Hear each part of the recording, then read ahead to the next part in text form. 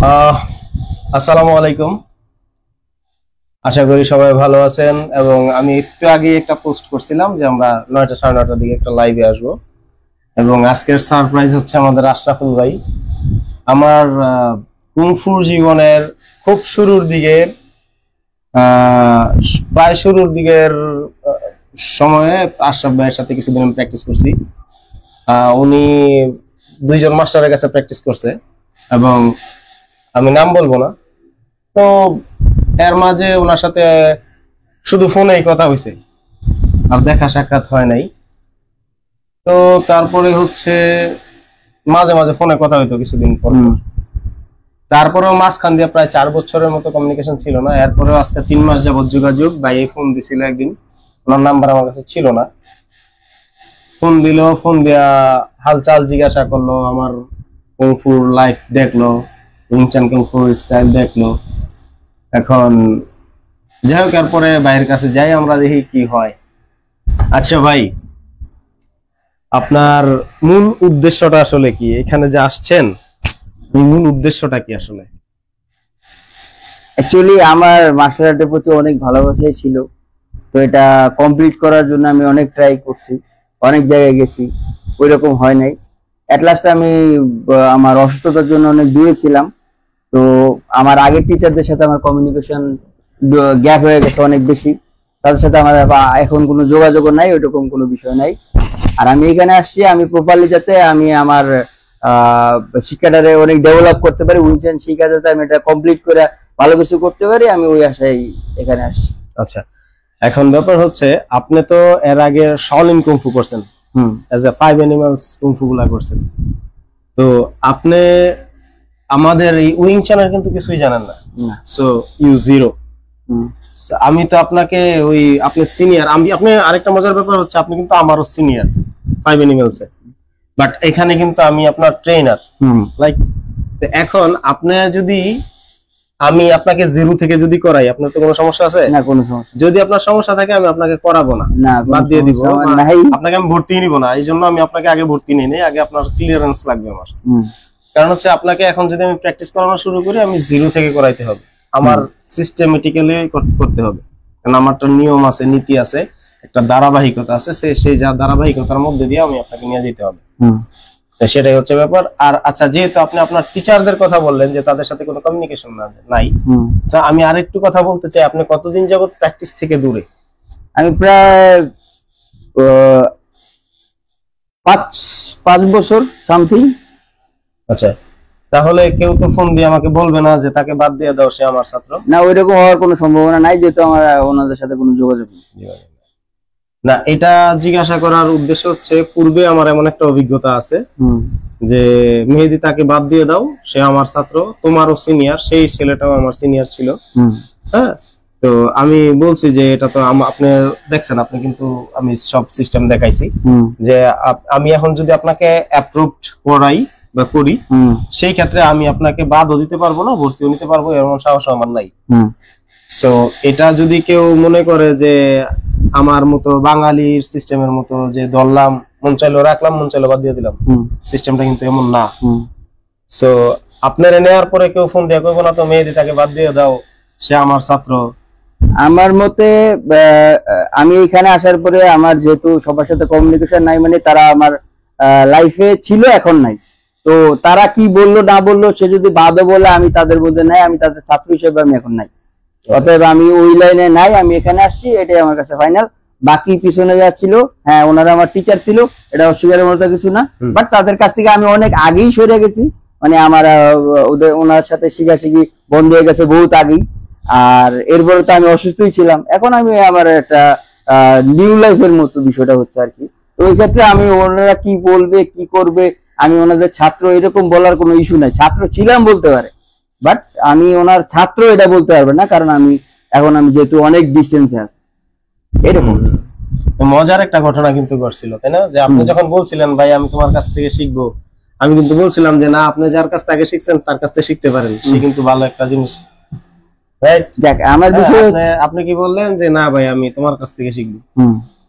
যাই হোক, এখন আমার শিফু যদি আপনাকে অ্যাপ্রুভ করে, আমি আজকে রাত্রে আপনাকে সাবমিট করবো। আপনি যখন ফর্ম ফিল আপ করবেন, আমি সাবমিট করব, সে যদি অ্যাপ্রুভ করে তাহলে আপনি কন্টিনিউ প্র্যাকটিস করবেন। এবং আরেকটা মজার ঘটনা হচ্ছে আশরাফ ভাই আমাদের কাছে প্র্যাকটিস করবে, মাঝে মাঝে হেড অফিসে আসবে, মাঝে আর বেশিরভাগ সময় হচ্ছে অনলাইনে করবে, যেহেতু সে একজন জব হোল্ডার, সে জব করে, সো সে হচ্ছে অনলাইনে প্র্যাকটিস করবে। এবং আশরাফ ভাই সহ আমাদের আরো কয়েকজন বিভিন্ন জেলার স্টুডেন্টও আছে অনলাইন। তো আমার দেখছেন আমার কিন্তু ভিউয়ার নাই, আমি কিন্তু জিরো, তো ফেমাস কেউ না, তারপরে এটা হচ্ছে একটা সাক্ষী থাকলো। হ্যাঁ, সাক্ষী থাকলো যে মানুষ জানলো যে আপনি আমার কাছে ক্লিয়ারেন্স দিচ্ছেন যে আপনার জন্য আমাকে কেউ ফোন দিতে পারবে না, সেই এখতিয়ার কারো নাই। হ্যাঁ হ্যাঁ, ফোন দিলে কথা বললো, আপনার সাথে বললো বা আমার সাথে বললো যে পরে ভালো করে করাও, ভালো করে শেষ করাও, একটু দিতে পারে, অথবা ছেলেটা ভালো বা ছেলেটা ভালো না একটু বলতে পারবে।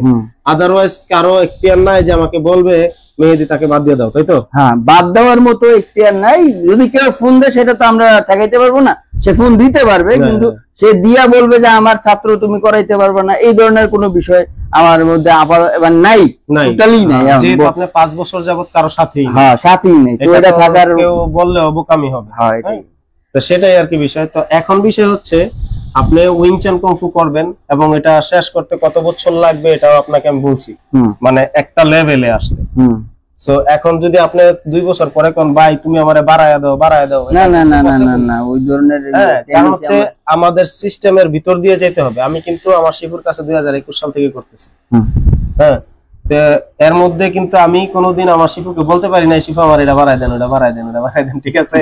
হ্যাঁ, তো আমার শিফু আমাকে যেই লাইন দিয়ে হাঁটায় আনছে আমি সেই লাইন দিয়ে হাঁটে এসেছি এবং এখনো হাঁটতেছি।